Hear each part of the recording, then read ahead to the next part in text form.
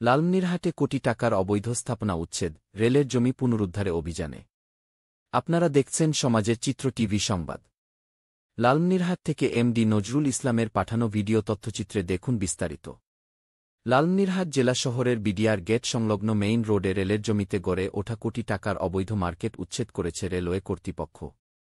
বিভাগীয় রেলওয়ে সহকারী state officer Abdur রাজ্জাকের নেতৃত্বে রবিবার ১২ জানুয়ারি দিনব্যাপী অভিযানটি পরিচালিত হয়। একই অভিযানে রেললাইনের পাশে থাকা ১৭টি ফলের দোকানসহ ১ একর জমির সব অবৈধ স্থাপনা ভেঙে ফেলা হয়। দীর্ঘদিন ধরে আলোচিত এই মার্কেটটি দখল করেছিলেন সাবেক ছাত্রলীগ নেতা ও জেলা আওয়ামী লীগের প্রচার সম্পাদক মৃত জহুরুল হক মামুন এবং তার সহযোগীরা। একাধিক নোটিশ করার সত্ত্বেও প্রভাব খাটিয়ে মার্কেটটি পরিচালিত হচ্ছিল।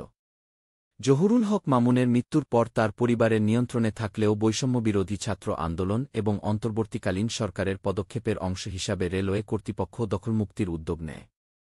স্থানীয়রা এ পদক্ষেপকে স্বাগত জানিয়ে রেলওয়ে কর্তৃপক্ষ ও অন্তর্বর্তীকালীন সরকারকে ধন্যবাদ জানিয়েছেন।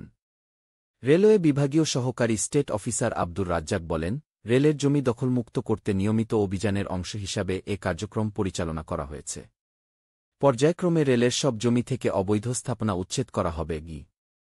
এই অভিযানের ফলে সাধারণ মানুষের মধ্যে স্বস্তি ফিরে এসেছে এবং রেলের জমি উন্নয়নমূলক কাজে ব্যবহারের সম্ভাবনা সৃষ্টি হয়েছে। সমাজের চিত্র টিভি সংবাদের সাথে থাকার জন্য ধন্যবাদ। পরবর্তী সংবাদ শোনার আমন্ত্রণ রহিল।